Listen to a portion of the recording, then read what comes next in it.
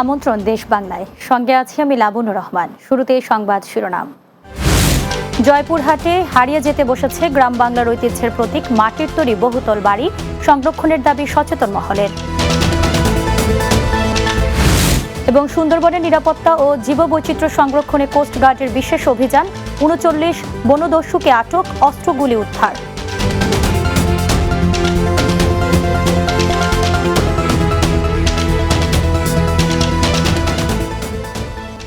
শুনছিলেন শিরোনাম, এবারে বিস্তারিত। একসময় জয়পুরহাটের গ্রাম বাংলার আভিজাত্য আর ঐতিহ্যের প্রতীক ছিল মাটির তৈরি দোতলা তিনতলা বাড়ি। পরিবেশ বান্ধব, জলবায়ু সহনশীল এবং নান্দনিক স্থাপত্যশৈলীর এসব বাড়ি এখন কালের আবর্তে হারিয়ে যেতে বসেছে। আধুনিকতার ছোঁয়ায় ইট পাথরের দালান কোটায় জায়গা করে নিচ্ছে গ্রামীণ জনপদে। বাংলার এই ঐতিহ্যবাহী স্থাপত্য সংরক্ষণের দাবি জানিয়েছেন সচেতন মহল। জয়পুরহাট প্রতিনিধি আয়শা সিদ্দিকা আশার পাঠানো তথ্যচিত্রে বিস্তারিত জানাচ্ছেন ওমর ফারুক। তীব্র গরমে শীতল পরশ আর শীতকালে উষ্ণতার আরাম, প্রকৃতির সঙ্গে সখ্য গড়ে তোলা এমনই এক অনন্য স্থাপত্য মাটির বাড়ি। জয়পুরহাটের প্রত্যন্ত গ্রামগুলোতে একসময় সচ্ছল ও সম্ভ্রান্ত পরিবারের গৌরবের প্রতীক ছিল দোতলা কিংবা তিনতলা মাটির এসব বাড়ি। খড়, এঁটেল মাটির কাদা, বাঁশ, কাঠ ও তালগাছের বর্গার নিপুণ সমন্বয়ে নির্মিত এসব বাড়ি ছিল যেমন টেকসই তেমনি নান্দনিক। এটা প্রাকৃতিক দিক দিয়ে খুবই শান্তিময়। এখনো মাটির বাড়িতে শান্তি আছে। গরমের সময় গরম লাগে না, ঠান্ডার সময় ঠান্ডা লাগে না। মাটির বাড়ি খুবই শান্তি। মাটির বাড়ি শুধু একটি বসতঘর নয়, এটি আমাদের ইতিহাস, সংস্কৃতি ও ঐতিহ্যের অংশ।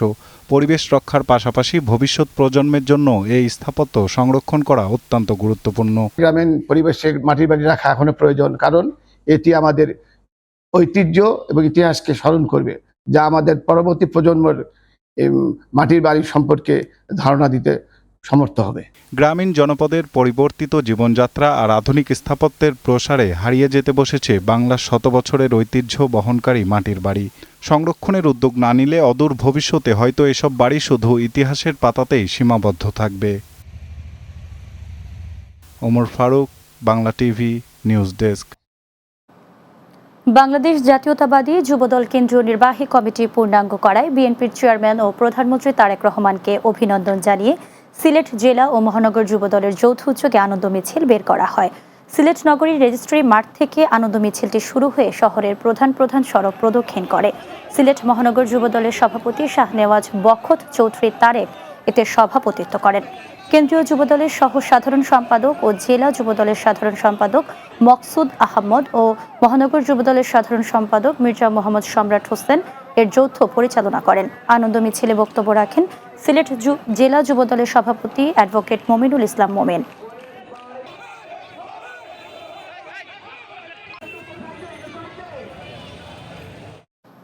সুন্দরবনের সার্বিক নিরাপত্তা ও জীববৈচিত্র্য সংরক্ষণে নিরলসভাবে কাজ করে যাচ্ছে বাংলাদেশ কোস্টগার্ড। এক সংবাদ সম্মেলনে এ কথা জানান কোস্টগার্ড পশ্চিম জোনের zonal commander captain Mohammad Mezbaul Islam. তিনি বলেন, বর্তমান সরকারের নির্দেশনায় সুন্দরবনের জেলে, বাওয়ালি, মোয়ালি ও বনজীবীদের নিরাপত্তা নিশ্চিতে কোস্টগার্ডের নেতৃত্বে দুটি বিশেষ অভিযান পরিচালিত হচ্ছে। গত 12 ফেব্রুয়ারি থেকে এ পর্যন্ত অভিযানে 42টি আগ্নেয়াস্ত্র, 10 রাউন্ড তাজা গোলা, 250 রাউন্ড তাজা কার্তুজ, 93 রাউন্ড ফাঁকা কার্তুজ, 194 রাউন্ড এয়ার গানের গুলি, একটি ককটেল, একটি টেলিস্কোপ ও 2টি ওয়াকিটকি উদ্ধার করা হয়েছে।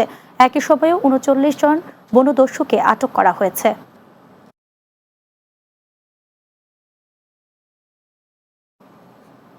রাজস্ব আদায় বাড়লে নাগরিক সেবা সম্প্রসারণ ও উন্নয়ন কর্মকাণ্ড বাস্তবায়ন সহজ হবে বলে জানিয়েছেন সিলেট সিটি কর্পোরেশনের প্রশাসক আব্দুল কাইয়ুম চৌধুরী।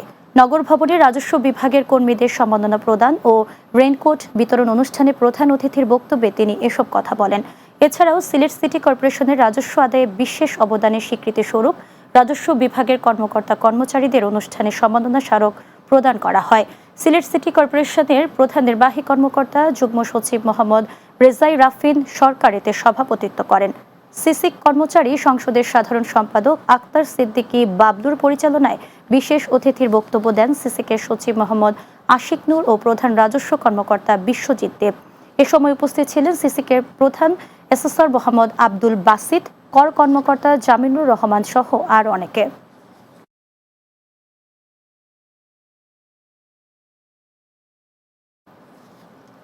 মৌলভীবাজারের বড়লেখায় সিসি ক্যামেরার সার্ভার স্টেশনের উদ্বোধন এবং প্রাথমিক শিক্ষার মান উন্নয়ন বিষয়ে দুটি পৃথক মত বিনিময় সভা অনুষ্ঠিত হয়েছে। উপজেলা পরিষদ, জেলা পরিষদ অডিটোরিয়ামে এই আয়োজন করা হয়। উভয় অনুষ্ঠানে প্রধান অতিথি ছিলেন স্থানীয় সংসদ সদস্য নাসির উদ্দিন আহমেদ মিটু। প্রাথমিক শিক্ষার মান উন্নয়ন বিষয়ক অনুষ্ঠানে সভাপতিত্ব করেন উপজেলা নির্বাহী কর্মকর্তা মাহবুব আলম মাহবুব। এ সময় উপস্থিত ছিলেন উপজেলার প্রাথমিক শিক্ষা কর্মকর্তা AKM জুবায়ের আলম, বড়লেখা থানার অফিসার ইনচার্জ মনিরুজ্জামান খান সহ আর অনেকে। পুলিশ প্রশাসন জানায়, বড়লেখা পৌর শহর ও বাজারের গুরুত্বপূর্ণ পয়েন্টগুলোতে সিসি ক্যামেরাগুলোর কার্যক্রম কেন্দ্রীয় সার্ভার স্টেশনের মাধ্যমে পর্যবেক্ষণ করা হবে।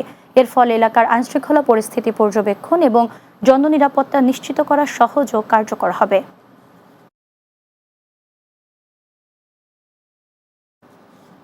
স্থানীয় ব্যবসায়ী ও সচেতন নাগরিকদের হয়রানির প্রতিবাদে মাদারীপুরে মানববন্ধন ও প্রতিবাদ সভা অনুষ্ঠিত হয়েছে। উপজেলার গোপালপুর ইউনিয়নের কাঠের পোল বাজারে সর্বস্তরের জনগণের উদ্যোগে এই কর্মসূচি পালিত হয়। এ সময় বক্তারা বলেন, পশ্চিম পুয়ালি এলাকায় মাদক ব্যবসা ও সেবনের বিরুদ্ধে স্থানীয়রা দীর্ঘদিন ধরে প্রতিবাদ করে আসছেন। এর জেরে মাদক সেবনকারী জাহিদুল ইসলাম ওরফে ইরানের দায়ের করা একটি মামলায় ভুরঘাটা বাজারের প্রতিষ্ঠিত ব্যবসায়ী সহ সচেতন মহলের কয়েকজনকে হয়রানি করা হচ্ছে। ফলে মাদকের বিরুদ্ধে কথা বলা ও সামাজিকভাবে প্রতিরোধ গড়ে তোলার কারণে কাউকে যেন হয়রানির শিকার হতে না হয় সে বিষয়ে প্রশাসনের দৃষ্টি আকর্ষণ করেন বক্তারা। একই সঙ্গে এলাকায় মাদক ব্যবসার সঙ্গে জড়িতদের দ্রুত শনাক্ত করে আইনের আওতায় আনারও দাবি জানান।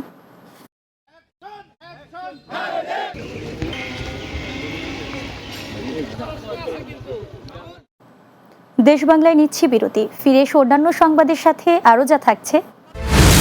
মুন্সিগঞ্জে মাদ্রাসার শিক্ষার্থীকে হত্যার চেষ্টা, অভিযোগ মাদ্রাসার শিক্ষকের বিরুদ্ধে।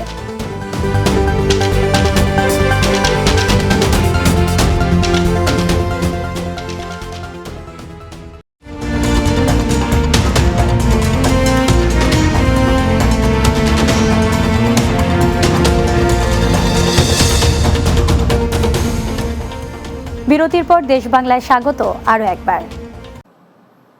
মেধা বিজ্ঞান উদ্ভাবনের দেশ, সবার আগে বাংলাদেশ এ প্রতিপাদ্যকে সামনে রেখে মাদারীপুরের শিবচর উপজেলা পর্যায়ের স্টার্টআপ বিজ্ঞান প্রকল্প ও উদ্ভাবনী ধারণা প্রদর্শনী অনুষ্ঠিত হয়েছে।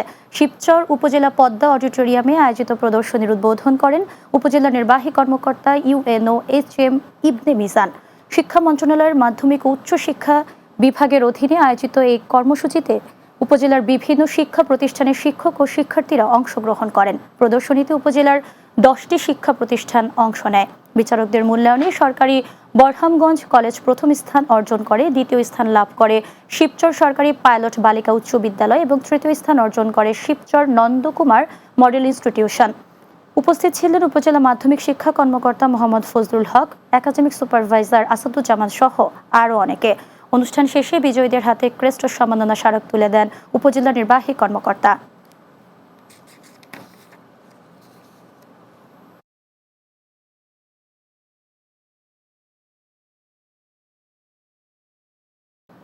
মাদারীপুর সদর উপজেলার 10টি মাধ্যমিক বিদ্যালয়ের শিক্ষার্থীদের অংশগ্রহণে দিনব্যাপী দুর্নীতি বিরোধী প্রতিযোগিতা সম্পন্ন হয়েছে। মাদারীপুর দুর্নীতি দমন কমিশন ও জেলা দুর্নীতি প্রতিরোধ কমিটি এর আয়োজন করে। সরকারি সমন্বিত অফিস ভবনের হল রুমে বিতর্ক, রচনা, চিত্রাঙ্কন প্রতিযোগিতা এবং পুরস্কার বিতরণ অনুষ্ঠিত হয়। জেলা দুর্নীতি প্রতিরোধ কমিটির সভাপতি প্রফেসর মোহাম্মদ জামান মিয়া এতে সভাপতিত্ব করেন। সহসভাপতি সাংবাদিক মঞ্জুর হোসেন এর সঞ্চালনায় প্রধান অতিথি ছিলেন মাদারীপুর সদর উপজেলা নির্বাহী কর্মকর্তা ওয়াদিয়া শাবাব। উপস্থিত ছিলেন মাদারীপুর দুদকের সহকারী পরিচালক মোহাম্মদ আরিফ হোসেন, উপজেলা মাধ্যমিক শিক্ষা অফিসার মোহাম্মদ শহীদ হোসেন সহ আরও অনেকে। অনুষ্ঠানে স্বাগত বক্তব্য রাখেন জেলা দুর্নীতি প্রতিরোধ কমিটির সাধারণ সম্পাদক আজমল হুদা ঢালি। প্রতিযোগিতা শেষে বিজয়ীদের মধ্যে পুরস্কার বিতরণ করা হয়।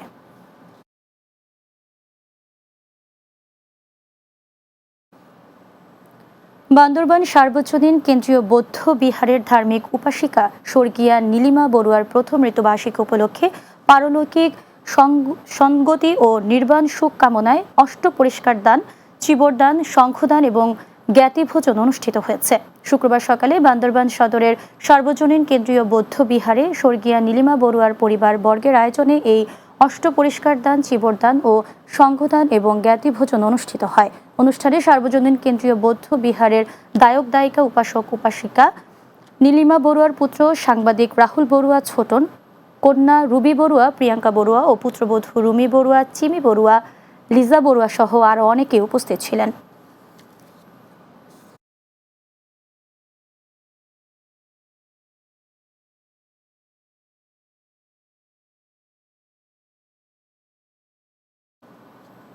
শেষ করছি দেশ বাংলা।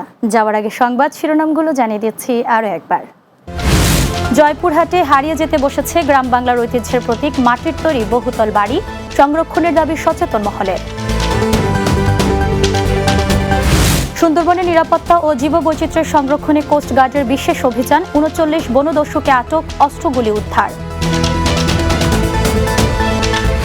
এবং মুন্সিগঞ্জে মাদ্রাসার শিক্ষার্থীকে হত্যার চেষ্টা, অভিযোগ মাদ্রাসার শিক্ষকের বিরুদ্ধে।